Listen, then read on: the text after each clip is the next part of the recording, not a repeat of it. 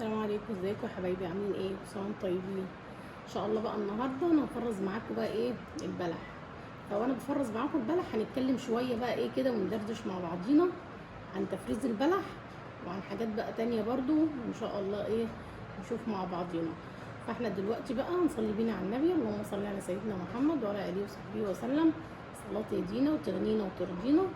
وان شاء الله بقى نشوف ايه هنعمل ايه. دلوقتي احنا هنجيب البلح زي ما انتم شايفين كده، البلح اللي هو ايه الاسمر ده هنجيبه. لازم يكون البلح ده نوعه حلو، يعني ما تجيبيش اي بلح كده اللي هو تلاقيه تحس انه مي كده او عليه ميه، ده وحش. انما تجيبي البلح اللي تحس انها ايه كده ناشفه وما عليهاش ميه، بس طبعا مستويه زي ما انت شايفه كده، بتبقى مستويه. تجيبيها وتكون ايه مش مبلوله ميه ولا حاجه، يعني انت تحس انها نازله من نخله لسه، يعني جامده كده وحلوه. فدي بتكون معاكي حلوه وما فيهاش ريحه وحشه ولا اي حاجه. وطبعا وانتي بتعمليه لازم يكون تبصي فيه كويس، لان برضو ساعات بيبقى فيه دود صغير ما بتشوفوهوش، يعني مش وانتي بتتفرجي على التلفزيون تقعدي بقى تقطعي فيه وتعملي فيه، لا ما ينفعش. لازم وانتي بتعمليه تبصي في الواحده كويس وتشميها، عشان ساعات بيبقى ريحتها وحشه او ممكن تبقى حمضانه. فانت برضو لازم تاخدي بالك من الحاجات دي كلها. ماشي يا حبايبي؟ فاحنا دلوقتي جبنا بقى البلح الجميل ده، هنقعد بقى نعمله ونفصصه مع بعضينا ونشوف بقى نعمل ايه. شوفي البلحه جميله ازاي، حلوه ولازم تبقى ناشفه كده معاكي وحلوه، انما لو طريه هتطلع مش حلوه خالص معاكي. تبقى زي ما انا بقول لك كده، لازم تبصي فيه كويس وايه وتشميه كمان وانت بتعمليه. وساعات كمان بتبقى الواحده ريحتها طالعه انها مش حلوه، فدي ترميها، لان انت لو حطيتيها مع بقيه البلح هتبوظهولك وتخلي طعمه وحش. طبعا البلح ده كله قيمه غذائيه ومفيد جدا يعني لاولادنا. فطبعا بنجيبه من السنه للسنه بقى نخزنه، بينفعك طبعا لما بتعملي بيه. ممكن تعملي بيه فطير، هو بيبقى طري قوي جوه الفطير، بس ممكن تحطيه في الفرن ينشف شويه كده، يعني ايه الميه بتاعته يعني تنشف شويه من الفرن، وبعد كده تقومي بقى ايه عاملاه في الكبه وتحشي بيه عادي القرص والقراقيش والحاجات دي، فبيطلع ايه حلو قوي.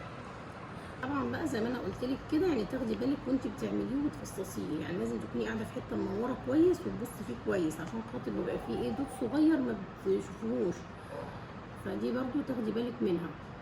وطبعا بنحطه بقى طبعا وبنعينه، بينفعنا من السنه للسنه.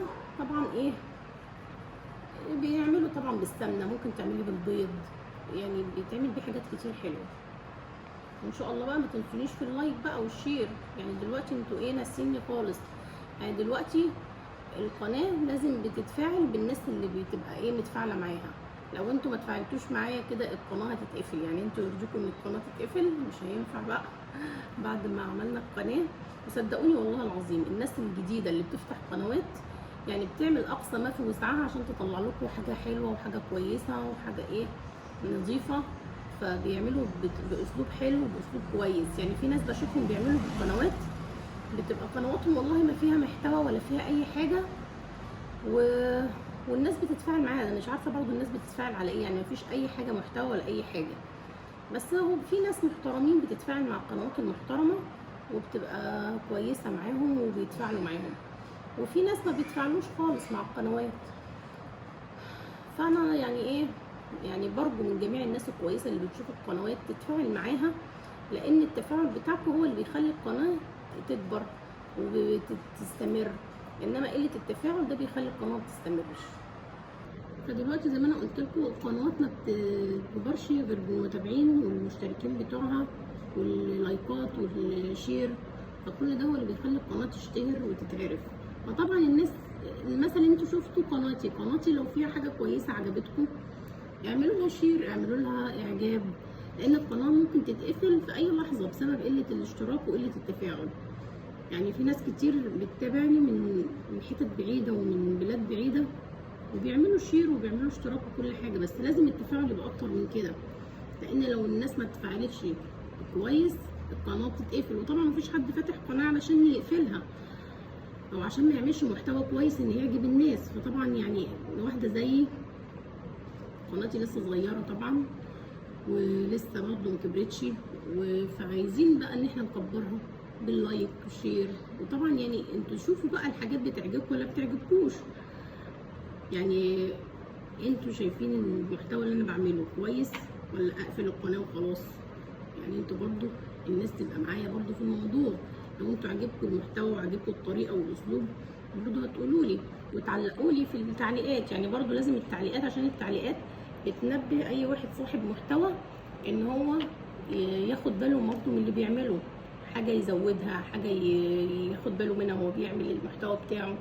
فلازم برضو التعليقات هي اللي بتنبه الواحد. فانا يعني برضو من الناس اللي بتشوفني تعمل لايك، تعمل شير، تعلق، تقول لي ايه رايها في الموضوع بالظبط اللي بعمله. فكل ده برضو بيفرق في ايه، في القناه. لان الواحد يعني القنوات الصغيره دي بتعمل اقصى ما في وسعها علشان تطلع محتوى حلو يعجب الناس، هم عشان هم عايزين برضو يتعرفوا وعايزين يبقوا كويسين وقنواتهم تكبر. لان دي قناه بنعملها ان احنا قاعدين في البيت بس بنعتبرها شغل لينا، فعشان كده بنعملها بدل ما ننزل الشارع والشغل والكلام ده. فاحنا بنعملها انها تكون في البيت، ان انت قاعده في بيتك محترمه كده مع نفسك وبتعملي حاجه محترمه وحاجه كويسه. يعني ما بنعملش حاجه مش كويسه او بنعمل قناه مش كويسه. انا بشوف قنوات كتير عليها تفاعل كبير وما فيهاش محتوى ولا فيها ريحه الاحترام اصلا. فالواحد يعني ربنا يعافينا ويعفو عنا ويصلح حالنا. احنا عاملين محتوى طبخ، والمحتوى الطبخ ده اصعب محتوى في المحتويات كلها، لان انت بتعملي وبتكلفي وبتعملي حاجات، والطبخه اللي بتاخد من ايدك نص ساعه في الوقت العادي عشان نصورها بتاخد مننا بالساعات عشان تصوريها وتظبطي الحاجه ويطلع مواعين قد كده وترجعي تعملي مونتاج وتنزليها. كل ده بياخد وقت ومجهود وتعب، محدش يعرف اللي بيحصل ده غير اللي فاتح قنوات طبخ وعارف. فالناس برضو تاخد بالها من الموضوع ده. احنا مش عاملين قناه اي كلام ولا قناه بتعمل اي حاجه مش كويسه. فلازم الواحد يكون برضو بدل شاف المحتوى وعجبه يتفاعل معاه، مش ان هو شافه بس وخلاص كده. لا، لازم تتفاعل، لان التفاعل دون هو اللي بيخلي القناه ليها قيمه وليها وضعها. فان شاء الله بقى كده لو وصلتوا معايا لغايه هنا صلوا على النبي بقى، الله صلي على سيدنا محمد وعلى اله وصحبه وسلم. وايه، ولايك وشير كده، وما تنسوش في تعليقاتكم وعرفوني برضو انتوا من اي بلد. طبعا انا هتنور بيكم واتشرف بيكم. وطبعا انا بقدم لكم طبعا كل حاجه بطريقه عاديه وبطريقه سهله زي بيوتنا العاديه البسيطه. لا بعمل حاجات فيها استفاكات ولا افتكاسات ولا اي حاجه، ولا بجيب لكم حاجات كده من كوكب تاني ولا اي حاجه. كلها حاجات عاديه، حاجات بسيطه من بيوتنا بطريقه امهاتنا. فانا ما بعملش حاجه يعني غريبه ولا اي حاجه كده محتاجه مصاريف كتير ولا محتاجه ان انت تصرفي وتجيبي حاجات مكلفيها زياده عن اللزوم. لا، انا بعمل حاجات بالطريقه العاديه خالص عشان يسهل عليكي وعلى نفسي وعلى الناس اللي بتشوف. يعني في محتويات بلاقي اللي بيعملوا الحاجات لازم تكلفي نفسك مصاريف كتير كتير قوي عشان ايه، عشان تعملي اكله ولا تعملي طبخه ولا تعملي حاجه. فانا مش بعمل كده، انا بعمل لك بالطريقه العاديه خالص باقل التكلفه وتطلع معاكي حاجه كويسه وحاجه حلوه. وده هتشوفوه في كل الفيديوهات بتاعتي. ما بعملش حاجه تكلفك زياده عن اللزوم، كلها حاجات في متناول الجميع وفي متناول ايد الناس. فدلوقتي يا جماعه بقى لازم ايه، نكبر بخاطر بعضينا كده عشان ربنا يصلح حالنا كلنا. واشوف بقى ان شاء الله تعليقاتكم كده ولايكاتكم. دلوقتي بقى انا هكمل بقيه البلح وهرجع لكم تاني. وعلى فكره لازم البلح لما تجيبيه يستحسن ان انت اول ما تجيبيه تعمليه في يوميها، لان انا بيته يومين عقبال بس ما كنتش فاضيه اعمله. بيبوظ بسرعه وريحته بتبقى مش حلوه ويطلع منه هدر كتير ويطلع منه وحش كتير. فانا عشان كده بقول لكم لما تجيبوه تعملوه بسرعه. فانا هكمل بقيه الحبه الباقيين دول نشوف بقى يطلع منهم ايه. الحلو هطلعه والوحش طبعا هرميه، لان انا رميت كتير برده. فده ما بيستحملش يقعد حتى يوم في التلاجة، ولا حتى لو بره التلاجة وهيبوظ برده في يومها. فده عايز يجي يا دوبك تفصصيه على طول وتفرزيه على طول، ما بيستحملش خالص ان انت تسيبيه. فانا هكمل بقى بقيه الحبه دول ونرجع نكمل كلامنا تاني. دلوقتي بقى احنا خلاص خلصنا الكميه بتاعتنا اهو. اشوف انا كنت جايبه 2 كيلو ونص، بس عشان سبتهم في التلاجة وما عملتهمش طلعوا الحبه الصغيرين دول والباقي كله رميته عشان طبعا ريحته وحشه وبرده مش حلو، فمش هينفع طبعا اعمله. دلوقتي احنا بقى لما نكون جايبينه ما نستناش عليه. يعني يوم ما تجيبيه تحاولي تعمليه، لو بيتيه عشان هتغسليه وتبيتيه فبيحمض وريحته بتبقى وحشه ومش هتطلعي منه حاجه وهيهدر معاكي ايه كتير. فدلوقتي انت تجيبيه وتعمليه على طول، يطلع معاكي بقى كميه كويسه وتحطيها في الفريزر. بس اهم حاجه بقى وانت بتحطيها في الفريزر ما تحطهاش جنب بقى لا توم ولا بصل ولا اي حاجه بقى من اللي هي بتعمل ايه تكرف ريحه في التلاجة. فانت تحطيها في كيس محكم كده، وفي كذا كيس كمان، يعني حطيهم اللي الحبه اللي انت هتفرزيهم حطيهم في الكيس بتاعتهم وحطيهم في قلب الكيس تاني، وتبعديهم عن اي اكياس او اي بطرمانات فيها توم ولا حاجه عشان ريحتها ايه ما تكرفش، عشان لو ريحه التوم كرفت عليه هيبقى طعمه مش حلو خالص. فانت احسن حاجه ان انت تعمليه وتحطيه في مكان ايه بعيد عن الحاجات دي. وان شاء الله بقى الوصفه دي تعجبكم وتدعموني بقى كده ان شاء الله بلايكاتكم وبالشير وبالاشتراك في القناه. وزي ما قلت لكم ان شاء الله كده ايه ربنا يكبر بخاطرنا كلنا، وكل واحد بيكبر بخاطر اخوه او اخته او اي حد طبعا زينا كده، احنا فاتحين القنوات دي. ان شاء الله ربنا بيكبر بخاطر الناس جميعا، وربنا يصلح حالنا كلنا ان شاء الله، وكل واحد كده نفسه في حاجه يعملها. يعني القناه دي انا كان نفسي اعملها من زمان بس حصلت ظروف وعملتها بقى الايام دي بقى لي فتره كده.